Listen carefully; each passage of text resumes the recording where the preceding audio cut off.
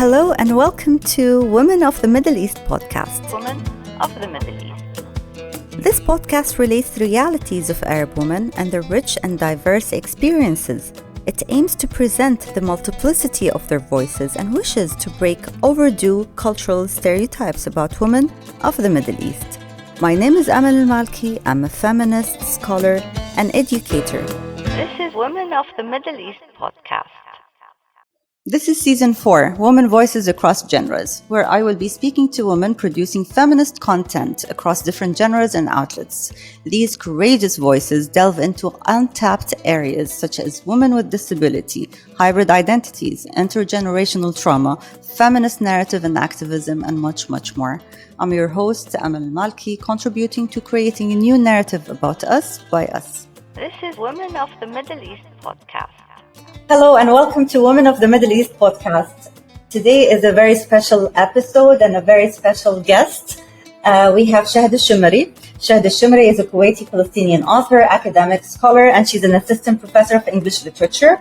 Her PhD, she read her PhD in University of Kent, and she focused on madness and disability representation in literature, one of those areas that are very unique and very new to our part of the world. Her research focuses on women with chronic illnesses and mental illness in literature, madness and disability in fiction, Middle Eastern literature, Victorian literature, post-colonial literature, and critical race theory. She's especially interested in the concept of hybridity and looks at the correlation of disability studies with identity in the Arab world, having been diagnosed with MS herself at the age of 18. Welcome, Shahd, to Women of the Middle East podcast. Thank you, Dr. Amal. I'm very happy to be here, and I'm a big fan of the podcast, and I'm grateful to actually be having this conversation with you. It's my pleasure, really, and congratulations on your recent book, Head Above Water, Reflection on Illness, that came out this summer, actually, and is published by the UK publisher Neem Trees Press. Shahd, there's a lot to talk about. Head Above Water shook me to the core. We know each other for some time now, and I've always followed your academic career, and I admire you as an academic. And we met several years ago in Doha, and I remember we identified on several levels, one of which is being hybrids ourselves and how hybridity dictated our personal choices and professional trajectory. Although I have to admit to you that after reading the book, I identified with your mom. And this is another conversation that we need to have. But tell me, I see Head Above Water as a hybrid form of memoir based on diary and blog entries that you have written. Can you explain to me this hybrid format of your narrative? Of course. So Head Above Water, Reflections on Illness, is the first book of its kind in the Gulf. So I'm really, excited that a lot of people are beginning to read it and beginning to pick up on these themes, and they're beginning to look at it as a memoir. However, even more specifically, it's actually an illness narrative. So it's a subgenre. So an illness narrative can include diary entries. It can include photographs, pictures, X-rays, MRIs, any kind of visual format or anything that documents the illness or the experience of illness. So Head Above Water attempts to do that, and I needed those diary entries to sort of pull in the reader and get you to see the raw reality of this bodily experience that, never gets written about or never gets talked about in this part of the world. I also kept a blog for nearly 10 years, and so I revisited that blog back in 2018. The blog was, I think, more than a decade's worth of blog entries. I think it started in 2003, and I still continue to blog sometimes. The blog actually generated a lot of interest. A lot of readers were reading and following and commenting. There was a lot of dialogue. And that actually urged me to think about, why don't I put this in a book, in a narrative format that can include some blog entries, some diary entries, and then also reflect on those entries, using just a sort of a cohesive narrative, but also allowing room for those diary entries to just, pop at you and sort of, make you feel that you said, I felt very, I was shaken by it. It feels a little bit uncomfortable to be invited very, very intimately into the mind of this author, which you may know or not know. So like yourself, a lot of people actually do know me, but not on this intimate level. And, I have a lot of readers who haven't actually met me, or, I don't teach them. So there's no previous relationship. And it comes out in the book through these diary entries, which makes the book a very hybrid narrative. And I really believe in the concept of hybridity. Being like yourself, from two very different backgrounds, Palestinian and tribal Bedouin, Kuwaiti, I believe that nothing can be just a pure narrative, not our lives, not our identities. So I wanted Head Above Water to really kind of shake this genre of what do we expect from a memoir. And that's why it's an illness narrative. It looks at a very specific time period of the author's life. That's what it does. Oh, exactly. Yes, absolutely. You've stated elsewhere, though, that documentation is very important to you, which takes me to the concept of writing the self, right? Memoirs are written usually by public personas who have reached a state of wisdom, usually age 2. You haven't reached that age to reflect on their life experiences. Nevertheless, writing this book seems to have an existential angle to it when it comes to you. So the to be not or not to be, that is the question to I think, therefore I am. Shahd seems to say, I write, therefore I exist. Is your book a form of confirmation of existence and a validation of experience? Absolutely. I think that's a beautiful way to put it. I write and therefore, I exist. It goes back to this idea of voice and this idea of claiming your narrative. So while, I'm not a, public persona, not old enough to be writing a memoir, the illness narrative allows anybody to write, having, experienced that quite, difficult experience of illness, which a lot of us actually go through. Some people go through it just earlier in life, but illness as a topic or as an experience is just part of the human experience. You may get ill randomly one day, or you may, experience illness with old age. So there's no way that that's something that we will never experience. So it's a topic that I think literature needs to explore. Memoir writing is not reserved simply for people who have this sort of, this sort of experience that needs to be told because there's been at the end of it. But it's just about an experience that we will all have to live through. So while we can't experience, being of a different race, you can't just, wake up one day and change your racial background, but you can wake up one day and experience disability or experience illness. So I think for me, that's really why I felt the need to write the book. Because also with illness, and most ill people will, I think, agree to this, and most people with disabilities will probably agree to this, the voice is robbed, and it's robbed by the medical doctors to begin with. You are spoken for, you become just a number on a file. There's no sense of, what is your background, what is your story, you just are a bunch of symptoms and a diagnosis.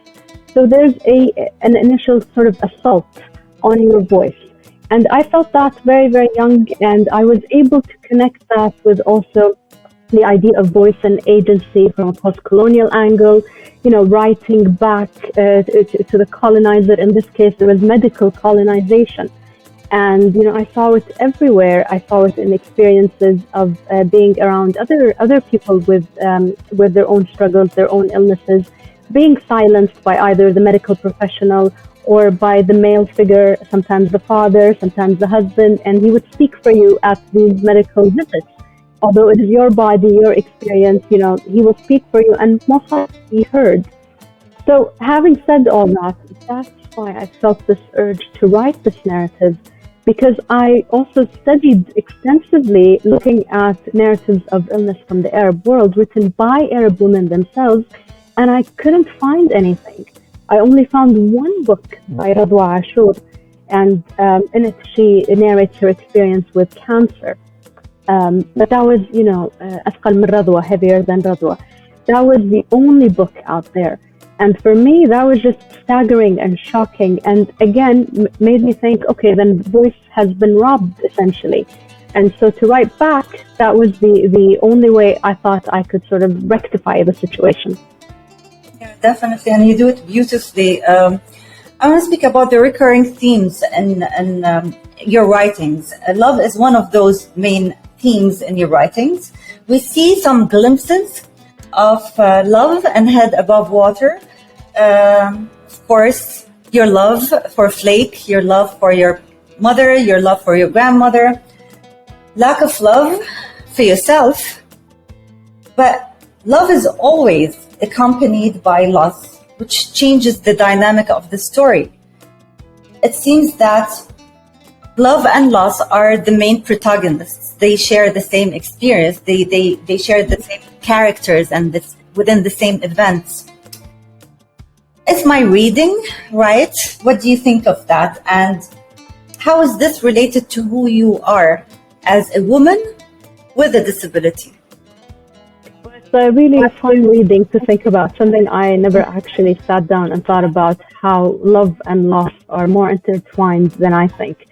I think with love, like you said, there was a lot of lack of self-love, and like many, young women, again, like I in the region, I teach a lot of young women, and they say the same things to me that I say in this book. This lack of love, this desire to be perfect, this desire to not just be perfect, but not have any losses, always trying to accumulate more beauty, more wealth, more knowledge. So we have a very difficult relationship with loss in general. And I think women are really, really, doubly affected with these standards of, accumulating rather than losing. And when it comes to illness and disability, to lose any part of the body, or even, the ability to use makeup or the ability to wear heels, which we take for granted, all of these losses were very difficult to come to terms with. And I think when you think about love in the book, absolutely it's there, but I see also a lot of lack of love in the book. Love and loss in the book are always in conversation. I think a dialogue of love throughout the book, or that's what I was trying with my dialogue with my student Yasmin in the book. So there's this respect and friendship and love, which is actually getting the conversation going.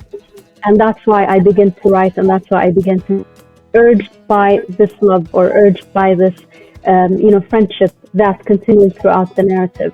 With all the losses in the book, that's the thread that's there, that there's a love for academia, a love for teaching, a love for, life, really. And again, for me, the only way to come to terms with loss is through a love of life, more than on a personal level, more than, with all the different categories you've listed. That's the only thing that really kept the narrative going and keeps me going on a daily basis. So also acceptance of loss. And a lot of us really struggle with loss, really understandable. But I think with a life interrupted by illness, or a life interrupted by a sudden onset of some sort of disability, whatever that may be, we also begin to recognize how vulnerable we are, and more than anything, how mortal we are, and that loss can really happen on an everyday basis, and it can be really, really fast. So I'm not sure if I've really answered your question, but it's a dialogue that I think I would love to continue to think about. What's love and loss doing in the narrative?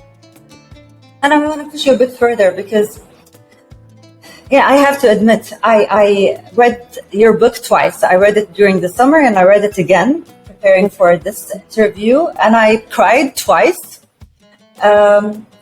This is how much it was moving to me. and you say now, because it's a conversation that is still going on. Yeah. My feeling that you still struggle with the concept of love, and when you just answered now, you said, no, we speak about loss, and we have to understand that loss needs to come with acceptance, but also love needs to come with acceptance. So this is why I wanted to ask you, actually, as Audre Lorde says, caring for myself is not self-indulgence, it is self-preservation. That is an act of political warfare. Another reading is that love and loss contribute to coming to terms with the reality of your illness and its ramifications on you, right? And on your life. And hopefully, healing. So would it be optimistic to say that this is a narrative that would lead Shahd to that state of peace and acceptance and healing? Absolutely. I think that's the whole point, really, of the book. It is a narrative of love. It is a narrative of healing. Again, even when people have read it, they've looked at it as a memoir of illness. But again, the author's intention might be different from how the readers are perceiving it. But I see it as a narrative of love, as a narrative of healing, not just for me, but for a lot of women's voices who are in the book. And for a lot of readers I still haven't spoken to, haven't met. The ones who have read it have sent me, emails, and we've had this dialogue, which was really incredibly healing for me, but also for them, being able to share these vulnerabilities and these experiences. So sort of the book has created like a healing space for me and for the reader. So when you say I cried, I find that really, helpful for me to hear, but also there's a sense of catharsis for the reader, for you, and for me, both on opposite sides of the book. So absolutely, it is a journey of healing. It is a journey that I hope can be healing for others too. And I think when you read an illness narrative, more than anything, there's an ethical responsibility also placed on the reader, which I hope a lot of people will sort of keep in mind. When we are reading an illness narrative, we are looking to listen more than anything, rather than to judge or to question the validity of this experience, or to question even is this someone I should admire? Is this someone I should look up to?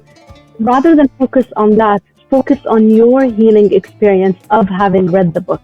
That's the ethical responsibility of the reader, I think. Absolutely. We see the intergenerational trauma of estrangement manifest itself in your own story in your book. We learn about your grandmother and her exile twice. Once when she fled Palestine to Kuwait after its occupation at the age of 17 in 1949, losing both of her parents. And the second when she had to leave Kuwait as Palestinians were expelled from Kuwait after the Iraqi invasion. And in your own word, you say twice expelled, twice abandoned by a home. Then you tell us about how this sense of estrangement has manifested itself on you, whether through language or through, the body, or through your identity as well, and, the way you represent yourself. So tell me more about this. So I think with exile, and especially with the Palestinian experience of exile and diaspora, again, this comes from not just a personal narrative, but also this is, I think, my post-colonial background of being a critic. I wanted to bring that into the book too. And for me, having grown up with this intergenerational trauma, like you said, and I think those are the exact words, intergenerational trauma, something that we never really think about. I believe that I carry this trauma within the body, and I carry, my grandmother's voice, saying, I miss Kuwait, I miss my home in Kuwait, I miss the dialect that I used to listen to, and all of these experiences that I've sort of absorbed, and I feel I still carry them. And it's something that I didn't think about until I started, thinking about the idea of home. And not just from a post-colonial perspective, but from a disability perspective or a disability studies perspective. We think of home as being only geographical, but home, at least, in my perception, home is your body, or home is the body you're born with, the body that you are handed at the minute you are born. And of course, you can lose parts of that body that you're accustomed to, that you're used to. So what does it mean when I wake up one day and my hand is not functioning? It is no longer my hand. It is no longer my home. What does it mean when, my eyesight doesn't feel like it's mine anymore? So the perception that is in front of me does not feel like home anymore. And again, I really am very much connected to thinking about the body. So I started thinking about the body as also a place that we can be exiled from. And I started connecting that to my grandmother's experience and her family, of course, and in general, the experience of exile that, many generations have gone through this trauma. But to bring it to circle back to the idea of healing, perhaps they didn't get that chance to heal. I know personally that my grandmother didn't. But for me, using a feminist consciousness and a feminist politics, I'm able to look at that and find a sense of peace or a sense of healing. Again, through understanding the acceptance of that home can be renegotiated, and that there is another way of looking at this newfound home. There's always a sense of loss that comes with it. That nostalgia is always there, but also being able to live with that and not through a thought or traumatic everyday experience. So that's where Head Above Water comes in, and I attempt to do that in the narrative. I attempt to think about home in a different way. You said that rendering pain in words is difficult, but you do it so beautifully. I have to tell you, you've created those images in my mind that I can see, like when you speak about your grandmother and her body as a container of traumas. When you speak about your own body and how you're exiled from your own body, those images are so powerful. And then yet you say, it's very hard to talk about pain. It's very hard to express pain. I love what you said about healing and creating this space of healing for the readers too. I have to tell you, yes, definitely, you have created one for me, to the extent that although I've never even attempted to look at intergenerational trauma and how it manifested itself in my life, and again, we lead very similar lives. Now I feel that there is an ethical commitment to my ancestry that I have to uncover those traumas, and maybe by healing myself, I would pass on the healing to them. But it's very, very powerful. Okay, let's talk about language identity. Again, you speak about language identity and your language hybridity. I'm telling you, it's as if I'm seeing myself talk about it. Yeah, I got to a point where I've written a book about it, on how I taught language hybridity to my own students in a composition course that I taught in Carnegie Mellon University here in Qatar.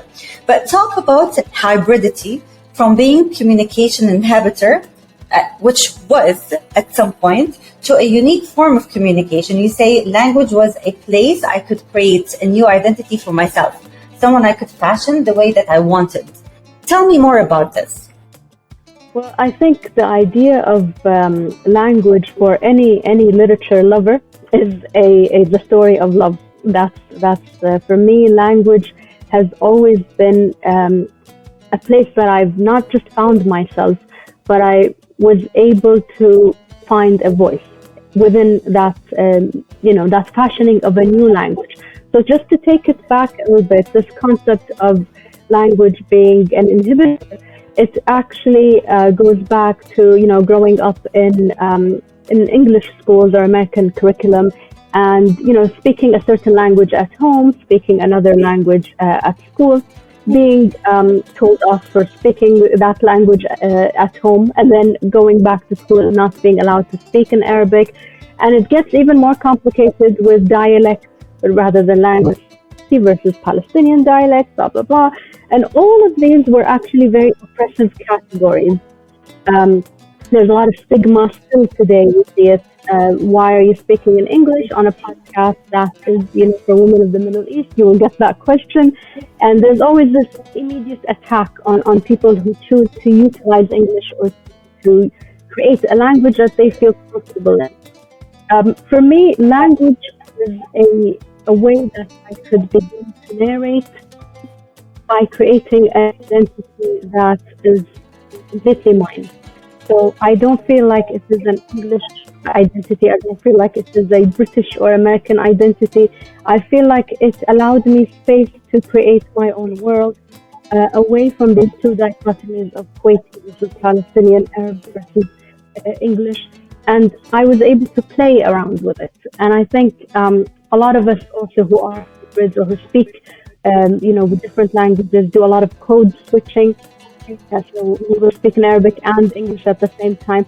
And growing older, that's when I started realizing that it can be something I can take pride in, something I do not feel shame for.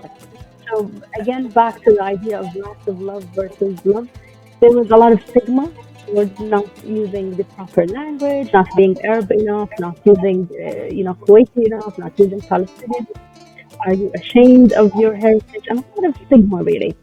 But having actually fallen in love with language allowed me to use it to my advantage by writing all these books and by being able to really express what it means to be in this body. You're a unique intersectional feminist voice in the region. You're a pioneer, really.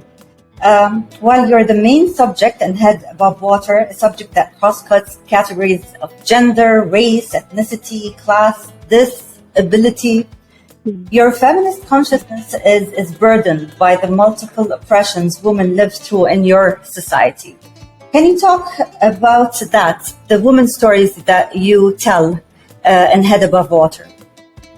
So just like, to quote you on that, this ethical responsibility that you said you felt, when you want to think about the intergenerational trauma and your ancestors, I felt an ethical responsibility once I became a writer and an academic, once I realized that I do have a voice, I have language. So when I realized that I have a voice and I have a language to write in, I felt the need to express these multiple oppressions, to write about these voices that do otherwise have a platform. All of the women in the narrative have been given different names. They are composite characters, so it's a very ethical procedure, and they all were aware that they were being written about. And of course, the idea is to pioneer these narratives, not just through my narrative or my story, but these are voices of people that otherwise are not heard. These are women who struggle in a patriarchal society. They struggle not just with illness and marriage, but also with ageism. So women who are seen as no longer desirable because they have aged, and then there's the discarded, and so on. So in Head Above Water, it is a plethora of voices of these women. And I don't think the narrative would exist without these voices. There's a lot of also student voices, also younger women who are struggling to find themselves, at university or being accepted amongst family. All of these narratives are there. Why did I do it? Again, because of this ethical responsibility. I felt a privilege that I had needed to be used in the right way. And a lot of people who read the book actually were able to connect, or they felt the other stories resonated with them more than my story. And that really is it means the work. It means the narratives are there. So while yes, I am burdened with these, oppressions, I also feel that telling these stories is a stepping stone. Yep. You also touch on the importance of women's circles and sisterhood. and how that was one of the right events in your narrative, where we thought that, okay, here is a hopeful event that could lead to many other hopeful events. Tell me more about what sisterhood you had formed, maybe yourself or was, in the middle of, and how it actually helped you. So it's really important, I think, to think about circles and feminist support circles. And that's what your podcast does. The listeners now with us are part of the circle. They are listening in, which means that there is support already for the podcast, for all of us, really. And without this feminist support circle, without the listener and the speaker, I don't think I would be here today. So I still see the support in, being invited to these podcasts and going to meetings where I am also a listener, where I get to listen to people also sharing their experiences, to women talking about their experiences. I think we don't talk about female friendships much in this part of the world, which is interesting because a lot of our friendships are with women. And we grow up around women. We grow up with aunts and mothers and neighbors who are women. So there's a lot of emphasis on patriarchal women and, how women can be against each other and blah, blah, blah. That narrative is what's always there. I don't think we talk enough about how that circle can be healing. Friendship, my best friends have been part of my healing and continue to be, and I am part of theirs. And that's something that just gets brushed aside. Now, with a feminist consciousness, what we kind of really need to understand is to actually put this in action. Where are these circles, and how can we be better allies for each other? And again, being a professor, being a student, we can continue to bridge this gap. And that's what I continue to do. And I'm finding that my students do too with each other. And it's just really healing more than anything. And again, if we look at trauma, you can't look at trauma without looking at healing. So I think that's the first step. We need these circles. We need this advocacy. We need the support. We absolutely do. Shahd, welcome to Women of the Middle East Circle. Yeah. And thank you for allowing us into yours. Again, your personal account has... I thought I knew you, and I thought that I loved you already. But after reading your book, which I encourage everyone really to read, Head Above Water, I feel I love you more, and we relate more. My final point to you, actually, more than a question, is yes, this is a memoir, but I think we would love to hear back from you, and we would love you to write another one in 4 or 5 years from now. Do you think this is possible? Also, you just gave me this idea. It's something I never thought about. I always thought this would be the one work, and it's like a lifetime, work. But yes, inshallah, why not? Again, because there are listeners, so it would really be an idea to think about. And thank you for, being so supportive and the work you do. You've fashioned an entire support community and a wonderful circle of, people who come to the podcast, listen to the podcast, amongst, of course, other things that you do. So I'm really happy to be part of the circle. Thank you, Shahd, so much. I'm very proud of you. And again, I love you so much. Thank you for being with us on the first episode of Women of the Middle East podcast, series 4, and hope to see you very soon. Thank you. Thank you very much. This is Women of the Middle East podcast. Thank you for listening and watching. To stay up to date with Women of the Middle East podcast, you can subscribe and don't forget to rate us. If you would like to contact me directly, you can do so on Instagram or Twitter or via email.